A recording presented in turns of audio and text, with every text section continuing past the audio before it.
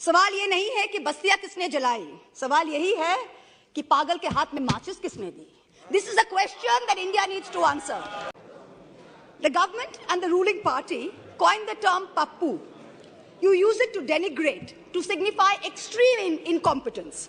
Let me use the next few minutes to point out what the data, the statistics tell us as to who the actual Pappu really is. Honourable Speaker, sir, on behalf of my party, the All India Trinamool Congress, I rise to speak on the additional demand for grants 22-23.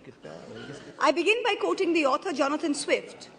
As the vilest writer has his readers, so the greatest liar has his believers.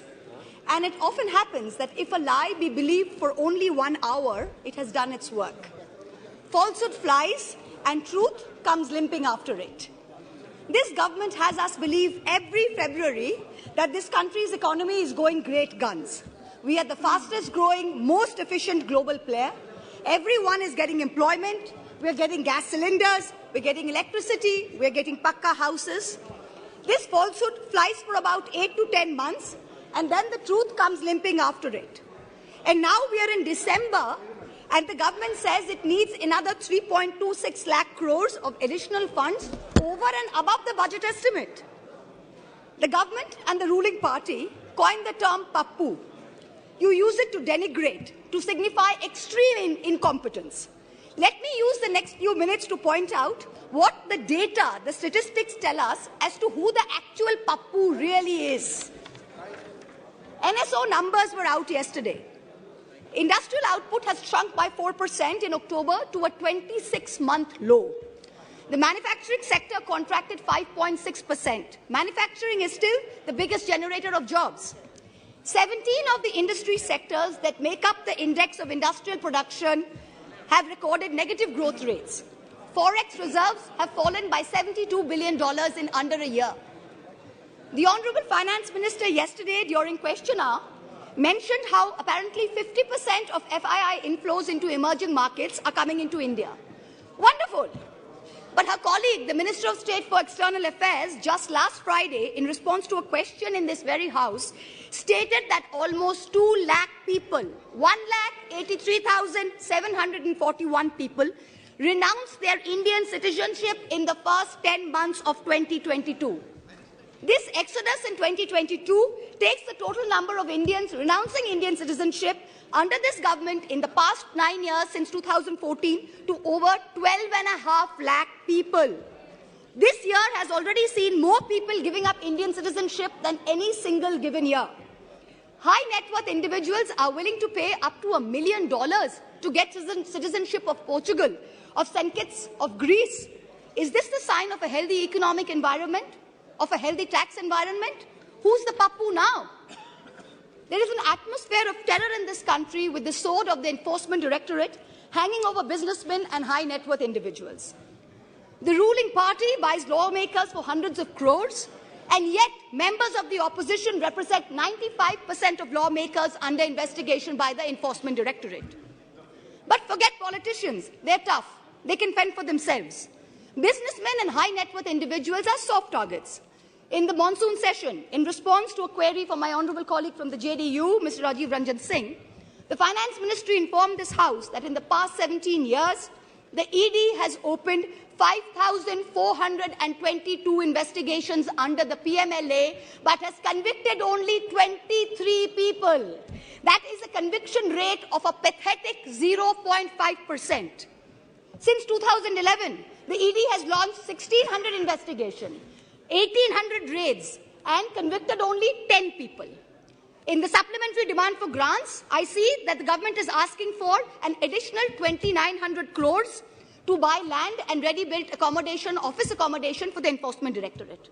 The taxpayers, you and I, are paying for the ED's operations, for their prosecutions, for their investigations, for their foreign junkets. So do Parliament and public representatives have no right to ask this na khaunga, na khane dunga sarkar, who's presiding over the ED, why there is such a pathetic conviction rate of 0.5%? Is the ED's job only to harass people, or is it to actually track down and catch the perpetrators of financial crimes? What is this level of incompetence? Who's the Pappu now? Members of the ruling party continue to spread falsehoods about the benefits of demonetization ad nauseum with no regard to the actual data. You have not achieved the goals of a cashless digital economy. You have not achieved the goals of phasing out fake currency, even after 6 years of your dhamaka announcement.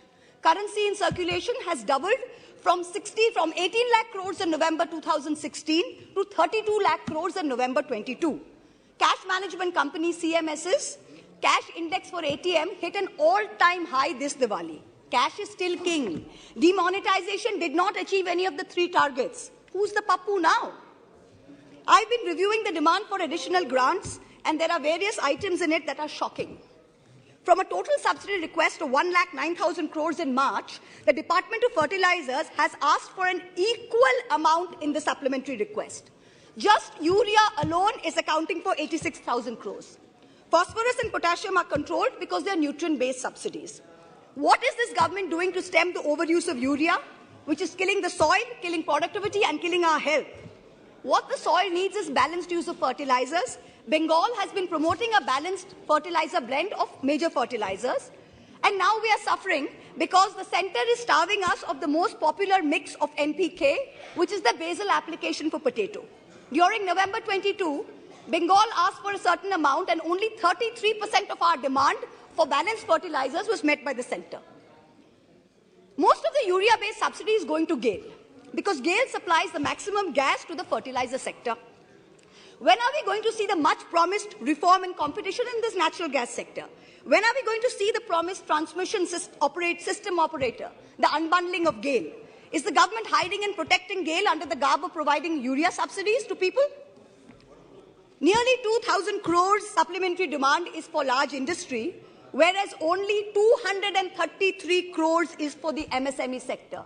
But the MSME sector accounts for 90% of jobs in the industrial sector. These are very distorted priorities. About 45,000 crores demand is for Manrega and other rural employment schemes. This is far too little, far too late. The rural sector accounts for nearly 2/3 of employment in this country. Field reports suggest that only a very small fraction of rural households are getting Manrega jobs. That too not more than 30 to 40 days instead of the assured 100 days. That too, there's a 3 to 4 week lag in wage payment simply because there is inadequate allocation of funds. There is also no supplementary demand for subsidized food delivery under PDS. There's an overall anti-poor bias in the supplementary demand for grants. BSNL is being provided, this is very interesting, BSNL is being provided a viability gap funding of 18,000 crores for rural wireline operations. Prima facie, I don't have a problem with this. But if the government of India wants to keep giving BSNL viability gap funding, it is also giving it free spectrum worth 30,000 crores. Then why not make BSNL free roaming rural for everybody? If I'm not a BSNL user, I'm an Airtel user. I am paying for BSNL's free spectrum. It is not only BSNL subscribers who are paying for it. So if Airtel has poor network in a rural area, why can my phone not latch on to BSNL? Taxpayers are paying for this. Make it free for all in rural areas. The supplementary demand for grants will amount to an additional expenditure of about 4.36 lakh crores. This is going to raise the fiscal deficit above the target that you mentioned in the budget. So what is the government's additional revenue mobilization measures, especially non-tax revenue, that is going to make this up, make up the additional expenditure so we stay within the fiscal demand targets, fiscal deficit target? The Honorable Finance Minister yesterday stood in this House and she likened us, the opposition, to Videsh ka dushman. And she said, we have Jalan ka bhavna at India's growth. I stand here today to tell the Honorable Minister, wherever she may be, to tell this government, to tell this ruling party, that all of us here have given up our lives, our youth, our jibon, our jobon, as it were, to dedicate ourselves to the service of this great land, to the service of its people. We represent the farthest corners of this country, from Karimpur to Kutch, from Katgodam to Kasargod.